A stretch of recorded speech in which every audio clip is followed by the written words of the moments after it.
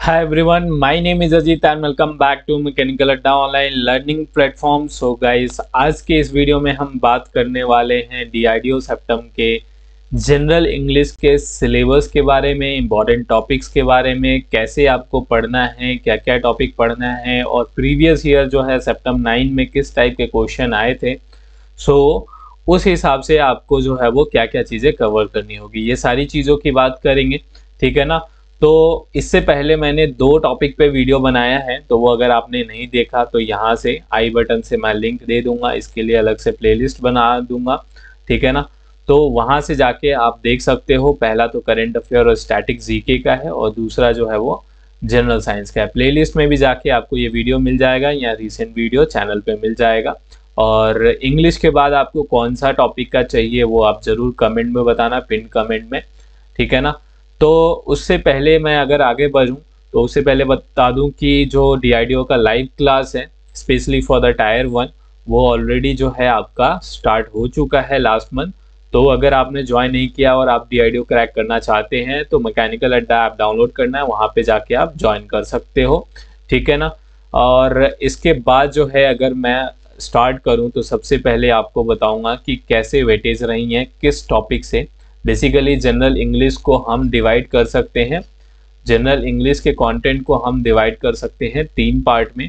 एक आपका है यहाँ पे वोकैब, ठीक है ना, एक पार्ट हो गया आपका वोकैब, दूसरा जो है आपका ग्रामर हो गया और तीसरा जो है आपका रीडिंग कॉम्प्रिहेंशन हो गया, ठीक है। तो ये तीन पार्ट में जो है यहाँ पे तो कैसे आए थे क्वेश्चन। अगर कॉम्प्रिहेंशन से बात करें तो सिर्फ जो है कॉम्प्रिहेंशन में जो है आपके तीन टॉपिक होते हैं।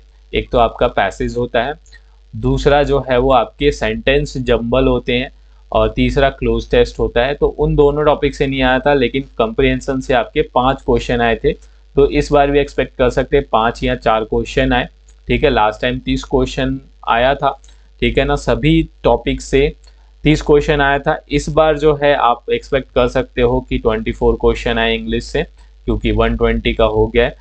तो उस हिसाब से सिर्फ यही 5 क्वेश्चन आए थे, तो 15% के आसपास वेटेज हो गया आउट ऑफ 15, ओके। और ग्रामर की बात करें तो लास्ट टाइम जो है 30 में से 12 से 15 क्वेश्चन आए थे हर शिफ्ट में। शिफ्ट की अगर बात करें तो आपको पता है 15 दिसंबर से लेके 18 दिसंबर के बीच 8 शिफ्टों में एग्ज़ाम हुआ था। और प्रीवियस ईयर अगर आपने नहीं देखा तो प्रीवियस ईयर की अलग से प्लेलिस्ट है, तो वो भी आप देख लेना। या ऐप में जो है मैंने पीडीएफ भी अपलोड कर दिया है, ठीक है। और वीडियो आपकी यूट्यूब पे बिल्कुल फ्री अवेलेबल है, देख सकते हो जाके। और वो कैब की बात करें तो 10 से 12 क्वेश्चन वो कैब से बहुत ज़्यादा वेटेज है, क्योंकि वो कैब में 3 से 4 टॉपिक होते हैं, लेकिन हर टॉपिक से आपके वन वर्ड सब्स्टिट्यूशन से 2-3 क्वेश्चन, एंटोनिम साइनोनिम से जो है आपके 5-6 क्वेश्चन, और उसके अलावा जो है आपका वो कैब का एक और टॉपिक है जिससे जो है आपका एक मतलब 2 से 3 क्वेश्चन आ गया। तो ये सभी जो है वो आपके वेटेज हो गया। अब जो है इसमें क्या क्या पढ़ना है अगर उसकी बात करें तो सबसे पहले हम डिस्कस करेंगे ग्रामर का सिलेबस, ठीक है। सबसे पहले हम डिस्कस करने वाले हैं ग्रामर का सिलेबस। तो ग्रामर में अगर बात करें तो आपका टेंस हो गया और उसके बाद पार्ट ऑफ स्पीच है। तो पार्ट ऑफ स्पीच में जो है आपका सबसे इम्पोर्टेंट ये है कि इसके 8 टॉपिक है, ठीक है ना। सब टॉपिक 8 है, noun, pronoun, verb, adjective, adverb, preposition, conjunction, interjection. तो इनके डायरेक्टली क्वेश्चन नहीं आते। देखो ग्रामर की बात करें तो हमारे जो क्वेश्चन बेसिकली आते हैं वो आपके स्पॉटिंग द एरर के फॉर्म में आते हैं या फिलिंग इन द ब्लैंक्स के फॉर्म में होता है। होगा ऑब्जेक्टिव आपका एमसीक्यू ही होगा, लेकिन इस फॉर्मेशन में होता है, या सेंटेंस करेक्शन हो गया या इम्प्रूवमेंट हो गया, इस टाइप के फॉर्म में आपके ग्रामर के क्वेश्चन आते हैं।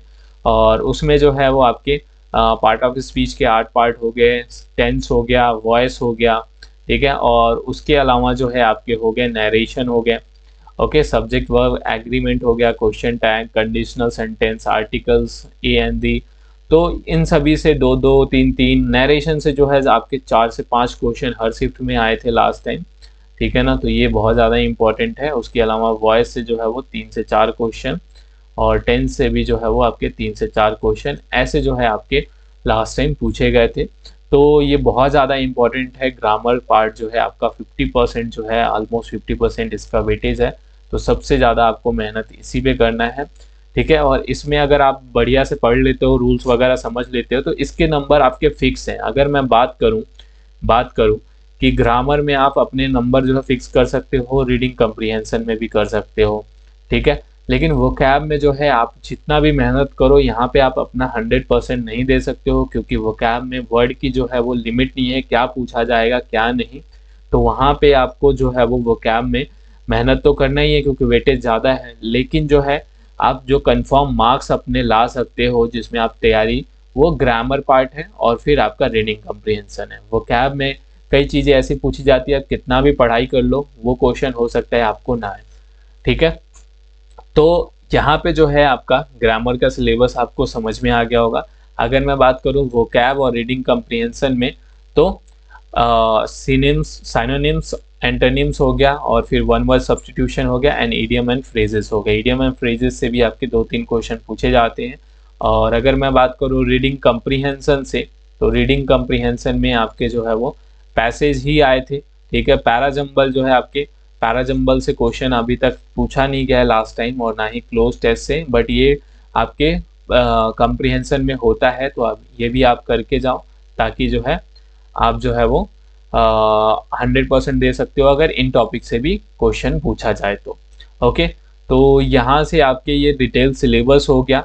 उसके बाद मैं बात करूँ कि अगर आप सेल्फ स्टडी करना चाहते हो तो कैसे करोगे, ठीक है। अगर आपको कोर्स ज्वाइन करना है तो ऐप पे आपको सारी चीज़ें मिलेगी, अलग से आपको किसी भी बुक की ज़रूरत नहीं पड़ेगी, और हमारे इंग्लिश के एक्सपीरियंस फैकल्टी आपको पढ़ा रहे हैं, ठीक है। अगर आप सेल्फ प्रिपरेशन करना चाहते हो तो SP बख्शी का बुक ले सकते हो, नीतू सिंह का बुक ले सकते हो। ये SSC कैटेगरी में बहुत ज़्यादा हेल्पफुल होता है, और DRDO का ऑलमोस्ट पैटर्न जो है वो सेम ही रहता है, ठीक है। अगर मैं बात करूँ वोकैब का, तो वोकैब का एक ब्लैक बुक नाम से जो है एक बुक आती है, वो आप ले सकते हो। और अगर आपको प्रैक्टिस करनी है तो SSC के जो भी प्रीवियस ईयर के क्वेश्चन है इंग्लिश के, वो आप सॉल्व करो। तो ये आपके मेरे तरफ से जो है आपके लिए सजेशन होगा, अगर आप सेल्फ प्रिपरेशन कर रहे हो तो, ठीक है। उसके अलावा अगर आपके कोई क्वेश्चन होता है तो वो कमेंट बॉक्स में आप ज़रूर पूछ सकते हो। ओके, सो मिलते हैं नेक्स्ट वीडियो में नेक्स्ट अपडेट के साथ। Thanks for watching.